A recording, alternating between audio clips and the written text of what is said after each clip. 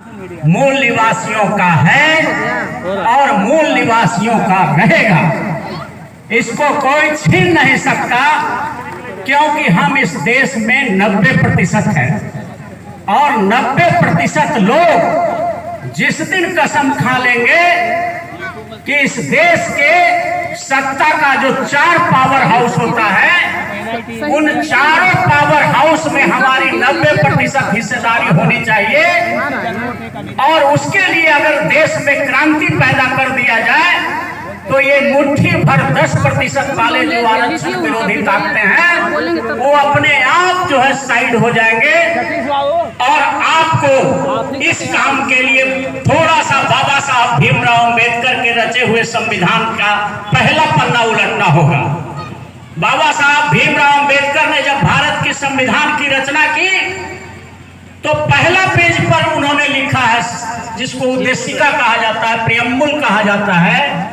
उन्होंने कहा है कि हम देश के हर नागरिकों को सामाजिक न्याय देना चाहते हैं, आर्थिक न्याय देना चाहते हैं, राजनैतिक न्याय देना चाहते हैं और सभी प्रकार का न्याय देना चाहते हैं। तो सामाजिक न्याय, आर्थिक न्याय, राजनीतिक न्याय देने वाली जो संस्थाएं हैं संविधान में, वो 4 हैं। 4 संस्था मिलकर के ये सब न्याय देता है। लेकिन हम लोगों को जो मनोवादी मीडिया पढ़ाती है वो कहती है कि बस सत्ता, राजनीतिक शक्ति ही सब कुछ दे देगा, ये पढ़ाया जाता है। ये गलत पढ़ाई जाती है। जब तक इस देश में चारों तंत्रों में अनुसूचित जाति, जनजाति, अत्यंत पिछड़ा वर्ग, ओबीसी और माइनॉरिटी का हिस्सेदारी 90% नहीं होगा, तब तक आपको सामाजिक न्याय नहीं मिल सकता, आर्थिक न्याय नहीं मिल सकता, राजनीतिक न्याय नहीं मिल सकता, फौजदारी न्याय नहीं मिल सकता, धन, धरती, राजपाट, मान सम्मान में भी न्याय नहीं मिलेगा। इसलिए कब्जा करना है तो सत्ता को नहीं, राजनीतिक सत्ता को सिर्फ नहीं, संपूर्ण सत्ता को कब्जा करना होगा। अर्थात न्यायपालिका, कार्यपालिका, विधायिका और मीडिया, चारों तंत्रों में 90% गरीब का बेटा जब तक नहीं घुसेगा, नहीं जाएगा, तब तक इन 5 समाज का कल्याण होने वाला नहीं है। हम शुक्रगुजार हैं, भारत के लोग कृतज्ञ हैं कि बाबा साहब अंबेडकर ने बड़ा काम कर दिया है।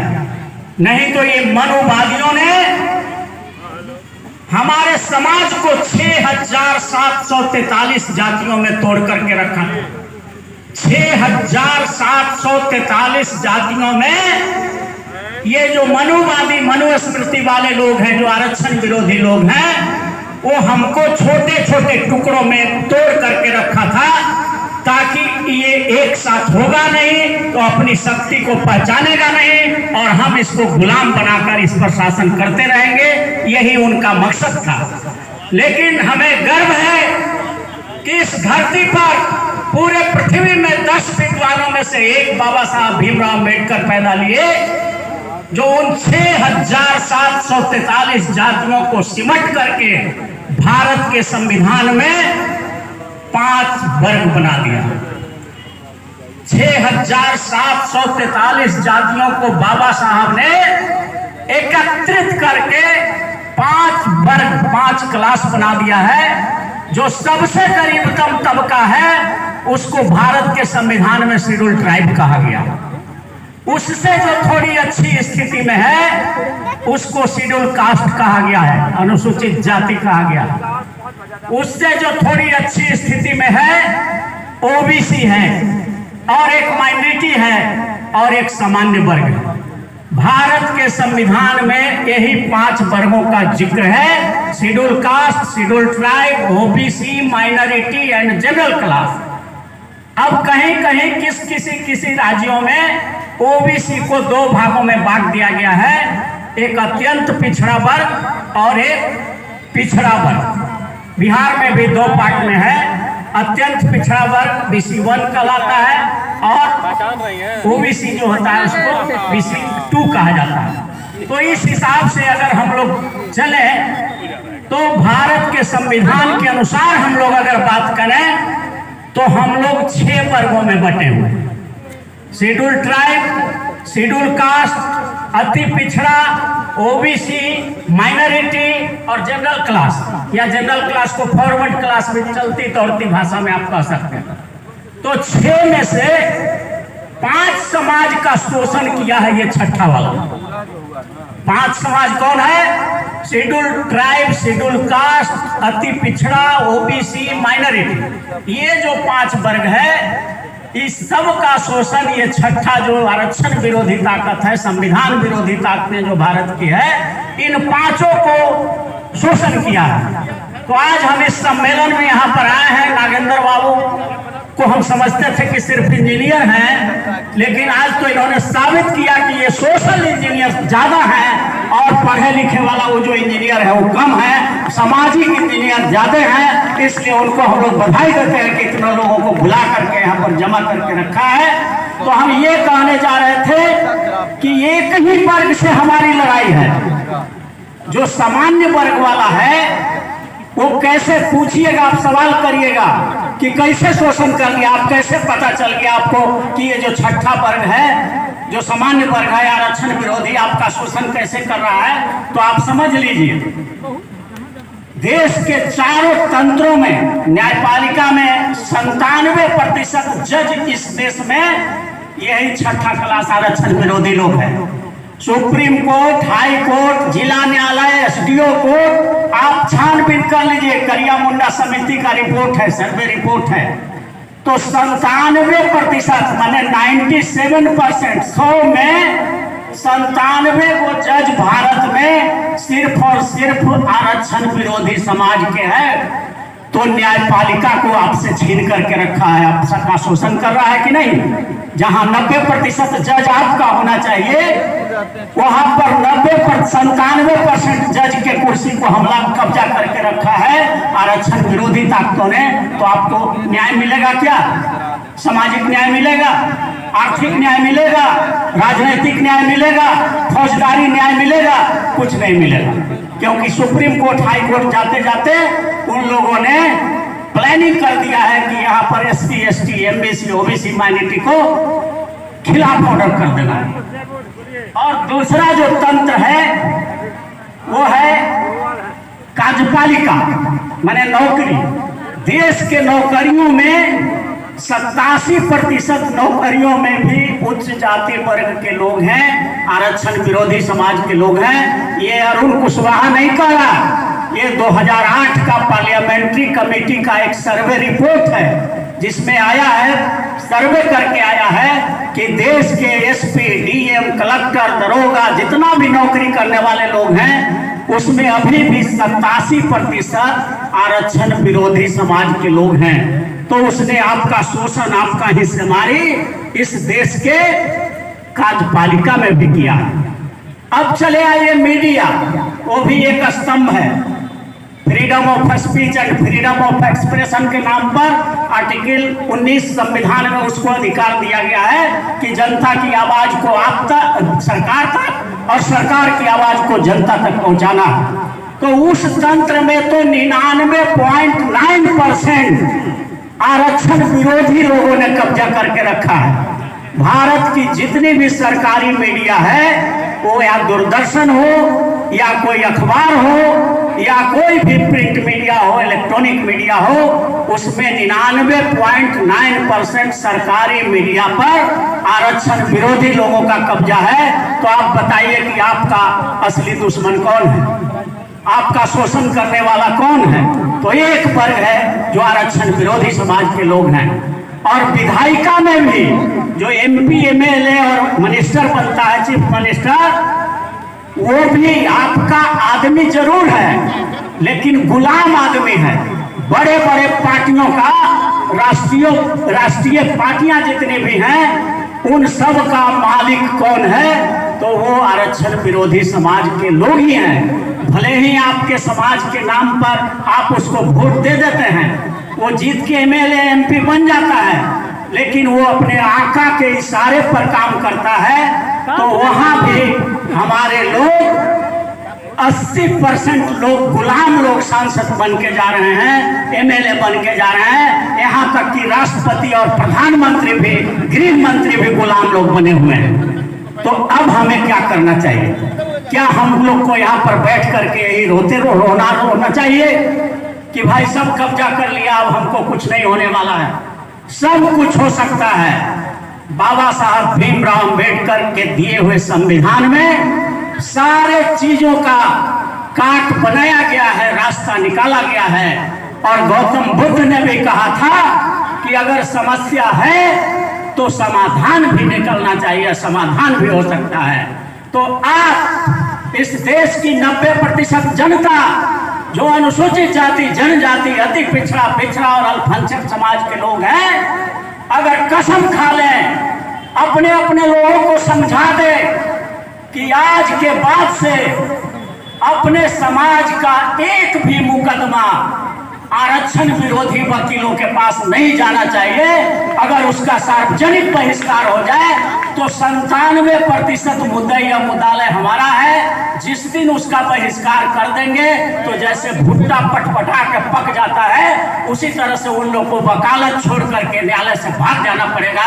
ये आपके हाथ में है। इसके लिए हम संपूर्ण आरक्षण क्रांति चला रहे हैं।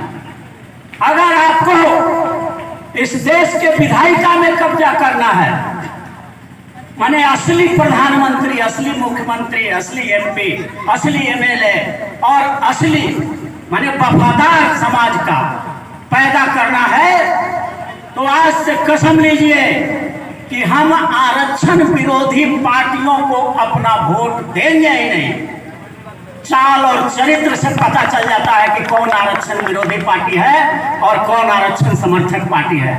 तो पहला चुनना है कि हम आरक्षण विरोधी पार्टियों को वोट नहीं देंगे, और दूसरा चुनना है कि आरक्षण विरोधी उम्मीदवारों को भी वोट नहीं देंगे, और तीसरा चुनना है कि जो हमारी ही समाज का गद्दार बन करके आरक्षण विरोधी पार्टियों के गोदी में जाकर के टिकट लेके आया है, उसको भी हमको धूल चटाना है। वो हमारा ही समाज का क्यों न हो, आरक्षण विरोधियों के गोद में नाचने वाले जितने भी उम्मीदवार हैं, उसको अगर आप हराने का काम करेंगे, आप लोग सब लोग नेता हैं, मुझे पता है, इसका अगर आप अभियान चला देंगे तो पूरे देश के विधायिका पर भी 90% लोगों का असली दावेदारी हो जाएगी, हिस्सेदारी हो जाएगी। इसके लिए मैं संपूर्ण आरक्षण चला रहा हूँ, क्रांति कर रहा हूँ। अगला जो है मीडिया, मीडिया भी आप ही के हाथ में है, थोड़ा सा समझने की जरूरत है। अगर आप टीवी चैनल खोलना बंद कर दें, जो भी आरक्षण विरोधी चैनल है भारत में, उसको आप खोले ही नहीं अपने टीवी में, तो आप जानते हैं उसका टीआरपी धड़ाम से गिरेगा, उसको 1 रुपया का कोई विज्ञापन नहीं देगा, वो चैनल भी बंद हो जाएगा। क्योंकि आप इस देश में 125 करोड़ हैं। जिस दिन 125 करोड़ लोगों के घरों में आरक्षण विरोधी टीवी चैनलों को देखना बंद कर दिया जाए, उसी दिन से वो चैनल अपने धड़ाम से बंद हो जाएंगे, उसके टीआरपी गिर जाएंगे, उसको कोई विज्ञापन नहीं देगा। इसलिए नहीं देगा कि इसका तो कोई दर्शके नहीं। तो ये भी हमारे हाथ में है। तो मीडिया में भी आप कब्जा कर सकते हैं। आप सार्वजनिक बहिष्कार करवाएं अपने अपने घरों में कि मनुवादी मीडिया का चैनल खोलेंगे नहीं, तो ये मीडिया में आपका होगा। और तब रहा नौकरियों में, कार्यपालिका में हिस्सेदारी की बात, तो कार्यपालिका में हिस्सेदारी के लिए संपूर्ण आरक्षण क्रांति तो चल ही रही है। हमारे नेता भी उसमें कुछ साथ दे रहे हैं। अभी अभी बिहार में जातीय जनगणना हुआ और उसमें साफ साफ आया कि इस बिहार में भूमिहार, ब्राह्मण, राजपूत और लाला, ये जो 4 वर्ग हैं, इन चारों की आबादी 10 पॉइंट कुछ % है, यानी 10% के आसपास है।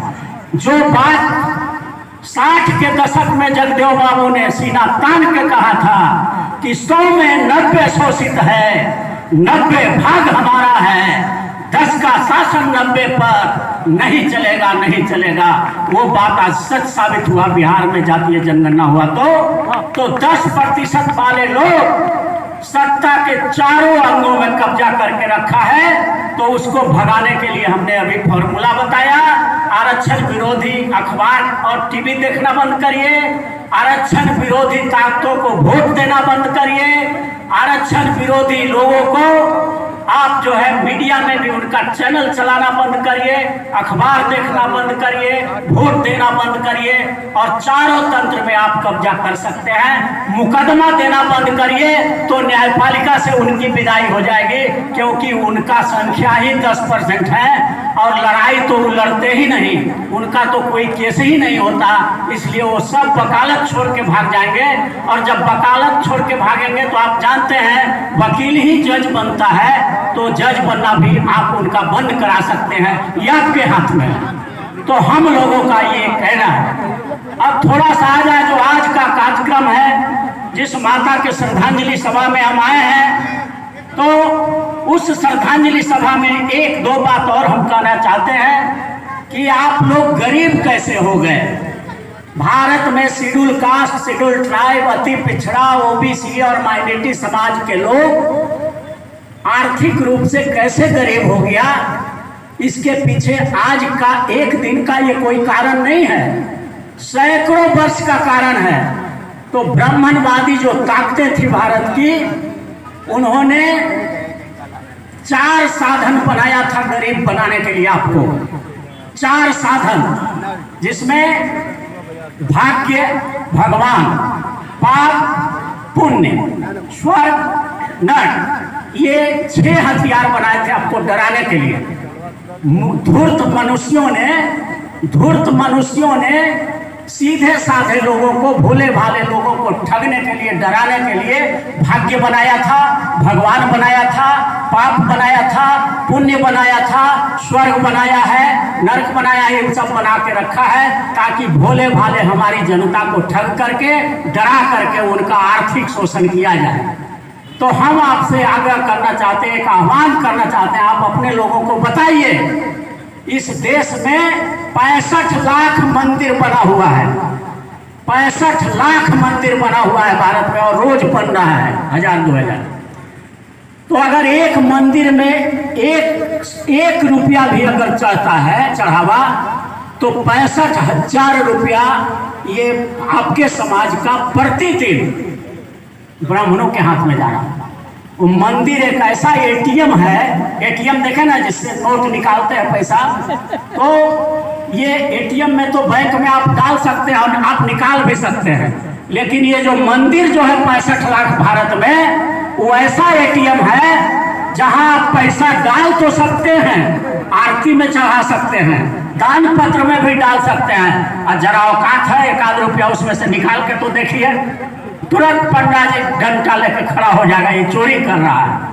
तो इसलिए आपसे आह्वान है कि जिस दिन से आप देश के मंदिरों में चढ़ावा चढ़ाना बंद कर देंगे, तो आपके समाज का कम से कम 10 करोड़ रुपया प्रतिदिन बचेगा, उससे आप अपने बाल बच्चों को पढ़ा सकते हैं, लिखा सकते हैं, खाना खिला सकते हैं, विवाह तेज कर सकते हैं। तो सबसे पहले बंद करना होगा।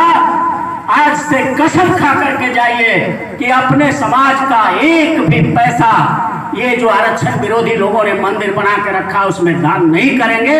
ये आपके अमीर बनने का पहला रास्ता होगा। दूसरा, जितना जन्म लिया है वो सब की मृत्यु होगी, तो मृत्यु भोज में वो लोग आ जाता है ब्राह्मण लोग, और अगर एक आदमी मरता है तो 1000 रुपया तो जरूर लेके जाता है। उस हिसाब से 125 करोड़ हैं हम लोग, तो 125 करोड़ को मरना है, और सबसे आप 1000 रुपया गुना कर लीजिए तो लाखों करोड़ रुपया श्राद्ध के नाम पर आपके घर से निकल जाएगा। इसलिए श्राद्ध में भी, मृत्यु भोज में भी उनको दान देना बंद करिए, ये आपको अमीर बनने का रास्ता चालू होगा। उसी तरह से शादियों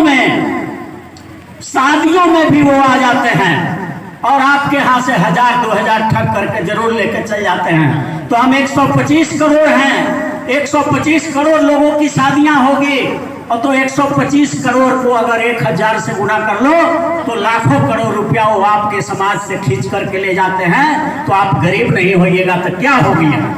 और आज के दिन में सबसे बड़ा जो आपको गरीब होने का कारण है, वो तो मैं देख रहा हूँ। 35 साल से पटना हाईकोर्ट और सुप्रीम कोर्ट में मैं वकालत कर रहा हूँ। सबसे बड़ा जो आपका शोषण का साधन है वो है देश का सुप्रीम कोर्ट, हाई कोर्ट और न्यायालय। न्यायपालिका सबसे बड़ा शोषण का साधन है। कहिएगा कैसे? तो आप अखबार में पढ़े होंगे, रेडियो टीवी में भी सुने होंगे कि भारत में 5 करोड़ केस पेंडिंग है। 5 करोड़ समझते हैं? 5 करोड़ केस भारत के न्यायालयों में पेंडिंग है। ये रोज उठता है सवाल, चीफ जस्टिस ऑफ इंडिया भी बोलता है और पूरा मीडिया बोलता है। तो आपको बता दें कि ये पेंडिंग है नहीं, रखा जाता है। पेंडिंग क्यों रखा जाता है कि हर डेट पर, चूंकि 97% वकील और जज आरक्षण विरोधी समाज का है, तो जितना डेट पड़ेगा, जितना लंबा मुकदमा चलेगा, उतना आपके समाज का पैसा आरक्षण विरोधी लोगों के पास चला जाएगा। अगर 5 करोड़ मामला में अगर 1 रुपया भी आप वकील का फीस देते हैं एक डेट पर, तो 5 करोड़ रुपया प्रतिदिन आपके समाज का वकीलों के माध्यम से, जजों के माध्यम से आरक्षण विरोधी ताकतों के हाथ चला जाता है। तो ये जो 4 साधन है उसको तोड़ना होगा, बहिष्कार करना होगा। आरक्षण विरोधी वकीलों का बहिष्कार करना होगा, आरक्षण विरोधी मंदिरों का बहिष्कार करना होगा, आरक्षण विरोधी अखबारों और मीडिया का बहिष्कार करना होगा, आरक्षण विरोधी समाज के सांसदों और एमएलए एमपी में खड़ा होने वाले और वैसे पार्टियों का बहिष्कार करना होगा। जिस दिन से आपने ये कसम खा लिया, तो उस दिन से बिना कोई क्रांति के भी पूरा देश में परिवर्तन हो जाएगा। और अगर आप अभी भी नहीं चेते, तो दुश्मन इतना शातिर है कि वो जमीन छीन लेगा, गगन छीन लेगा। जमीन छीन लेगा, गगन छीन लेगा।